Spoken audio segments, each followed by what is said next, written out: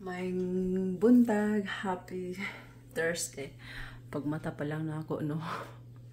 Upaw ka hilamos.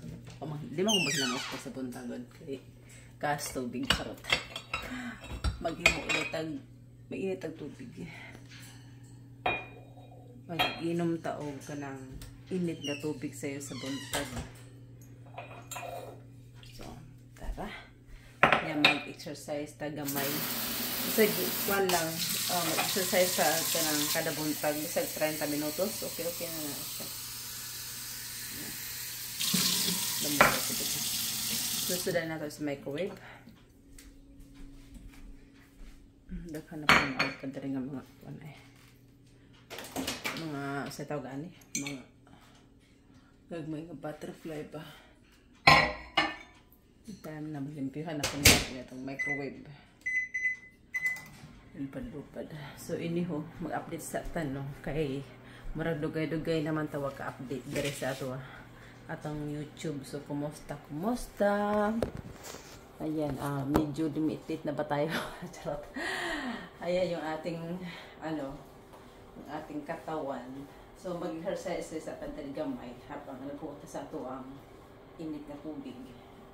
Ato nang imo bang ato ang lawas para na natin energy inig exercise na to kay usahay no mag-exercise ganito mo katugon kay ta ba so nato ning imo ba to mga kuan kamot ana so imo ba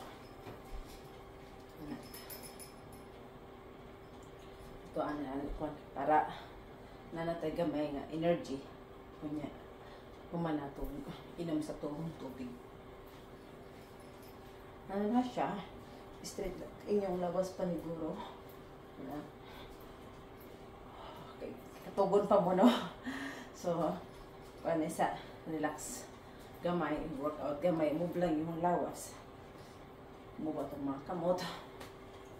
Ano lang siya. Mula niya ako mga exercise nga pwede kay habang nagtigatigulang na tanong murag din na tumarsa ning ato ang mga til. Wala, dili na ba sometimes magbuta ito una, easy rata magbutang sa itong medyas ani, no? Turay ana itong til, no? Paka na ito itong medyas, niya butang na ito. Pwede na natin butang ito. Murag karon, isog na kayo. Kaya na dako na gata din pouch. Murag, isog kayo abot nga itong mga til. Hindi na takay ka balance sa edad na ito nga 40. Mabuta 40. Murag, di na, labi na mo o ganang, dili mo mag-exercise. Na, di na mabot niyo ang tiil. Di na mo ka duko. So, kailangan mag-try mo og kanang murag yoga ba. Stand up na. Nga, kapot na yung tiil. Kaptandraan siya.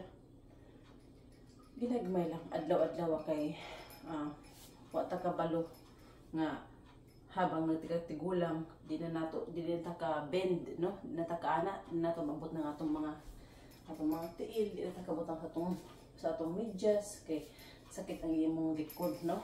Kay tungod siguro sa atong mga pouch or sa kana nga di na nato maabot sa may dato banding nga nagmata ko sayo kay sa buntag unya I was in hurry.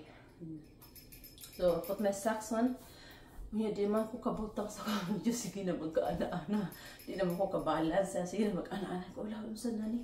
Di naman balance. I usually to balance easily like that, you know, like that. But one time I put my sock on and I cannot do it, so now I try to do some balancing. Yeah, some balancing, no? Balance is really important. Okay, natikalagas na ta. We need something to pick up. We cannot pick it up, so we need to practice that every day. The more natikalagas na ta karong panahon na kay sakit na ang likod, di na ka-bend, di na ka-balance, di na kaputang, di na takabutang pa, di na takarsa sa tong tiil, no? Di na siya marsa. So, kinahanglan mag-practice yun arsa-arsa sa edad na nato nga mga 40 o 45. Hana ba? Kaya diha na magsugod ang mga sakit-sakit sa likod, di na taka-arsa sa tong tiil, ana. So, i-try ninyo sa mga edad ng mga 40, 48, ana. Try. Diha ko to ba? So, yeah, daghan salamat akong tubig dan. So, bye bye for now. I'm gonna drink my water and then I'll go downstairs and do some more yoga or lifting weight, something like that. So bye bye for now. I'm just gonna drink my water. Bye.